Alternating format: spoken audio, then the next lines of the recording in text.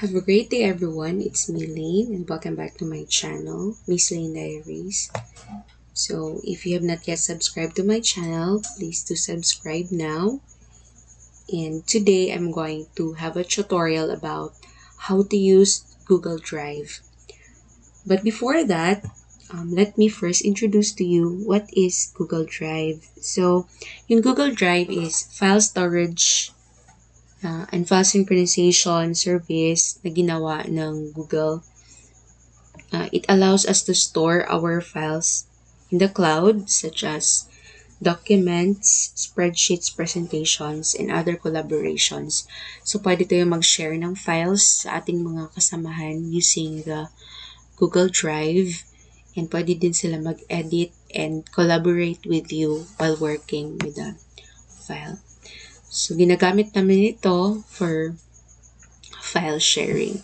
So, what you're going to do is first you can directly search the Google Drive, or you can go to Google Drive and then sign in to the Google Drive.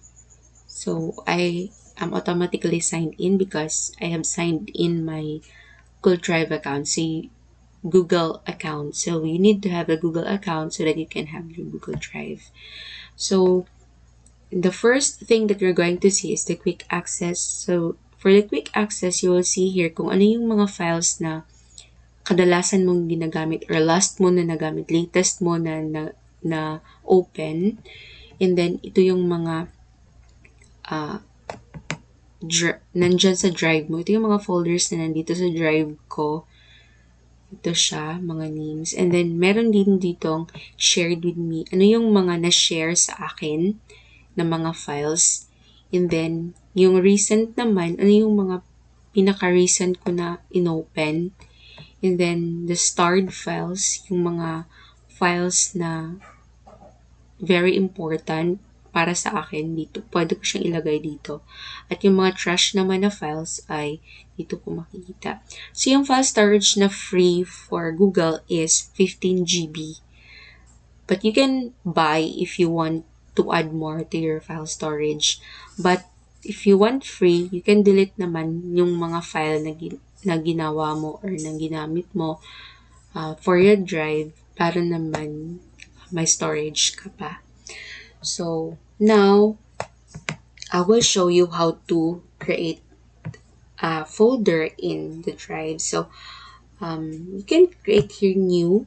So, you have here some options. You can file upload, folder upload. Yung file upload is it a document or is it a spreadsheet or a presentation. Yung folder upload naman is yung whole folder talaga yung i-upload mo. And then, you can also click here for the Google Docs. Gagawa ka ng Google Docs, Google Sheets, Google Slides, Google Forms, and more. So, lahat ng yan ay masasave sa Google Drive mo.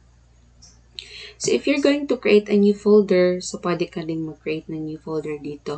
So, for example, I'm going to create new files. Okay, and then create. So after I create this one, I put, here it is, nakikita mo na siya, new files. So, pwede mo nang lagyan ito ng mga files. So, you can drop your files here.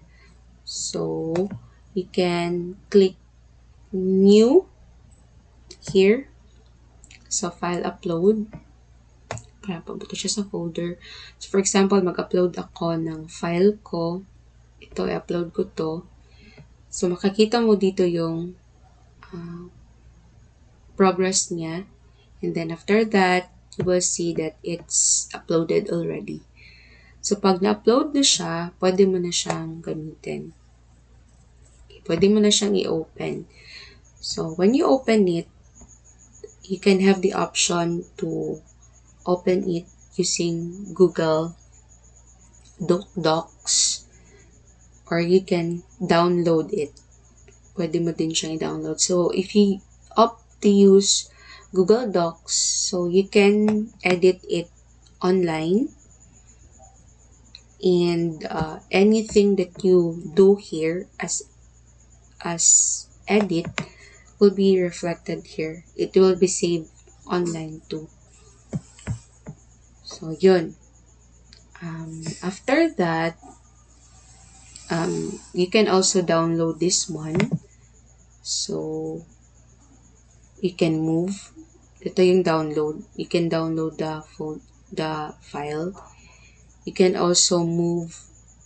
You can also do renaming. So, marami kang you can also add to start. And then you can add to shortcut to drive. You can also show the file location. Okay.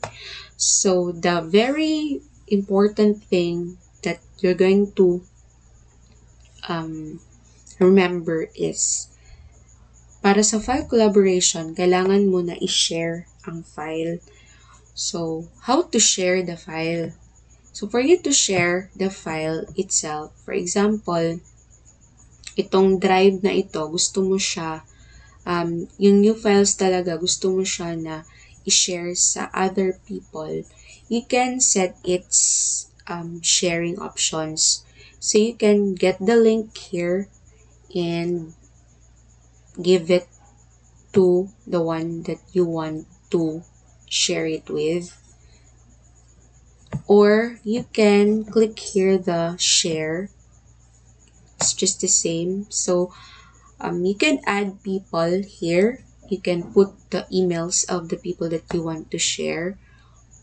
And you can also restrict it with the people lang na gusto mong bigyan.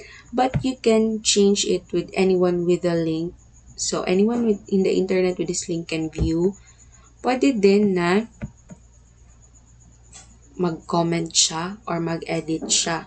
Depende sa kailangan mong gawin. So, kung collaboration siya, you need to set this as editor. And then, you click save and then update. So, copy nyo lang yung link na to and then i-share nyo siya sa kasama nyo or sa person na you want to have the link. So, again, if gusto mo na anyone that will have the link can edit or view, they can view it. But if you want certain people lang, restricted, you can add people here na kung sino ang gusto mong ma-sharean ng mga files mo. So, ilalagay mo dito yung email address nila. So, pag nalagay mo na yun, click mo lang yung done. Okay. So, that is for the sharing ng file. So, kahit anong file, pwede mong ilagay dito as long as ang storage niya ay nasa limit pa rin.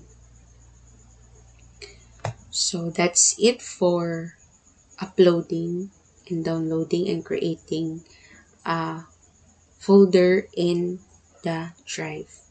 So, for the next episode of this tutorial, I'm going to share how to have the collaboration in terms of documents. So, that's all for now. Thank you. Bye-bye.